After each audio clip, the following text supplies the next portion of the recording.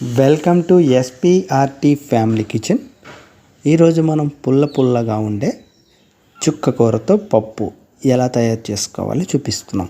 అది ఎలా అంటే చాలా అద్భుతంగా ఉంటుంది. మనం చింతపండు యూజ్ చేస్తారు లేదు, పెద్దగా వర్క్ చేయవసరం లేదు. సింపుల్గా 10 నిమిషాల్లో ఈ చుక్క కూర పప్పుని మనం ఎలా తయారు చేయాలో మీకు చూపించబోతున్నాం.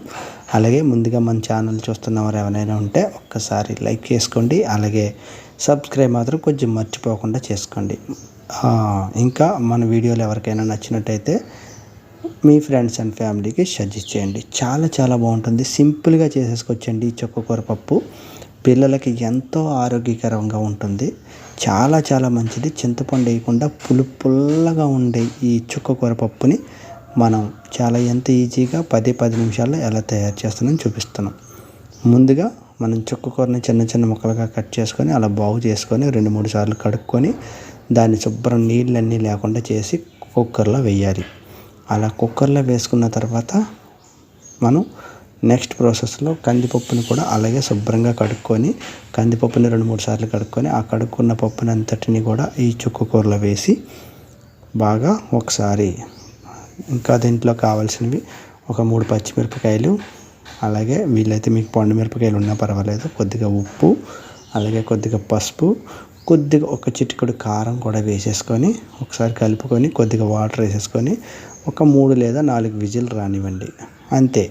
4 విజిల్ వచ్చిన తర్వాత మీరు స్టవ్ వెలిగించేసుకొని 4 విజిల్ వచ్చిన తర్వాత మీరు ఓపెన్ చేసి చూడండి. మరి ఈ చుక్కకూర కానీ అలాగే కందిపప్పు కానీ బాగా మెల్ట్ అయిపోయి ఎంతో అద్భుతంగా ఉంటుంది. టమాటా కూడా వేసుకోవచ్చు నచ్చిన వాళ్ళైతే. మేము టమాటాను కొద్దిగా అవాయిడ్ చేస్తున్నాం కాబట్టి టమాటా వేయలేదు. టమాటా వేసుకున్నా కూడా చాలా బాగుంటుంది. అలా చూడండి ఎంత అద్భుతంగా ఉంటుందో. ఒకసారి చెక్ చేసుకోండి. ఉప్పు ఏదైనా సరిపోకపోతే ఇలాంటప్పుడే వేసేసుకోండి.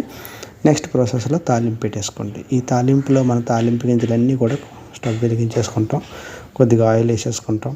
ఆయిల్లో తాలింపు గింజలు సరుకులు అన్నీ వేసేస్తాం. ఎండుమిరపకాయ, కరివేపాకు, జీలకర్ర, ఆవాలు ఇవన్నీ వేసేసి వెల్లుల్లిపాయలు ఇవన్నీ వేసేసి మీకు తెలిసిందే, అది మంచిగా చెప్పవసరం లేదు.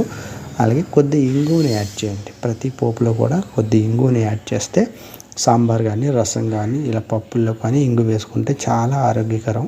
పూర్వకాలం ఎక్కువ తినేవాళ్ళు, ఇప్పుడు ఎవరు తినట్లేదు. అందుకని ఖచ్చితంగా తినాలని కోరుకుంటూ ఈ ఇంగువని ప్రత్యేకించి వేసి చూపిస్తున్నాను. చాలా అద్భుతంగా ఉంటుంది. అంతేనండి. ఈ పప్పుని అందులో తాలింపు అందులో వేసేసి ఒకసారి కలిపెట్టుకొని స్టవ్ మీద మళ్ళీ తిరిగి ఒకే 1 నిమిషం లేదా 2 నిమిషాల కంటే ఎక్కువ ఉంచకుండా సిమ్లో పెట్టి కొద్దిగా ఉడకనివ్వండి. అంతే. బాగా మెల్ట్ అయిపోయి పప్పు ఎంతో కమ్మగా రుచిగా చాలా బాగుంటుంది. ఇలా గ్రీన్ కలర్లో ఉన్న ఐటమ్స్ తినడం వల్ల మనకి ఎంతో ఆరోగ్యం, ఎనర్జీ కూడా వస్తుందని తెలుసుకున్నాను. Thank you.